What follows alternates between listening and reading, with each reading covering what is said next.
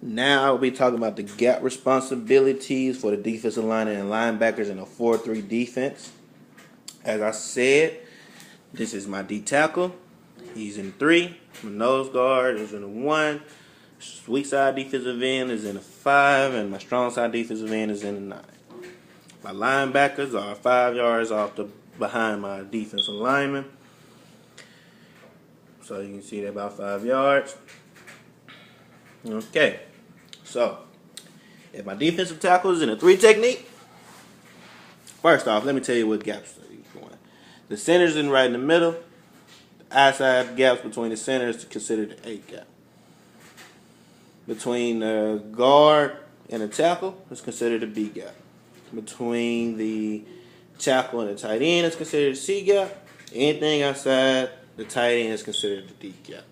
Same thing to the left. This is your A gap in between the center and the guard. This is your B gap between your guard and your tackle. And since we have no tight end, only thing left is the C gap. Now, defensive lineman wise, since my defensive ends are on the outside of their respective players, they're responsible for their gap right in front of them. So for my strong side defensive end, he's responsible for the C gap. He's responsible to make sure nothing bounces outside of him. The reason we have him on the outside of the tight end is to make sure that he cannot get hooked and he will have one arm free to make a tackle or to bounce things inside if a player is run to the side. For my defensive tackle, since he's outside of my guard and 3 technique, his main gap responsibility is a B gap. He is to hold his ground and make sure he doesn't get pushed back or around. He is responsible for the B gap.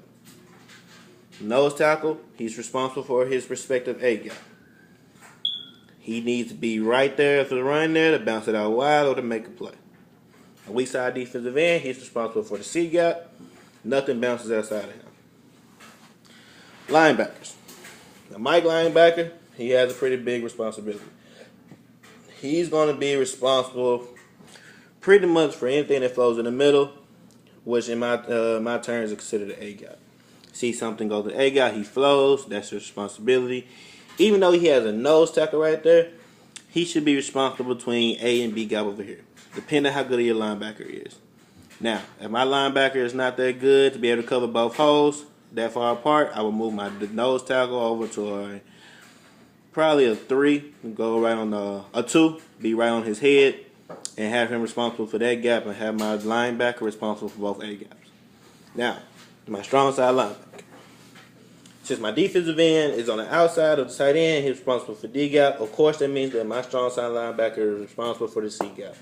Anything that comes to the C gap, my strong side linebacker should be able to push through and make a play or bounce it out wide, so either my defensive end or my corner or my strong side safety should be able to make a play.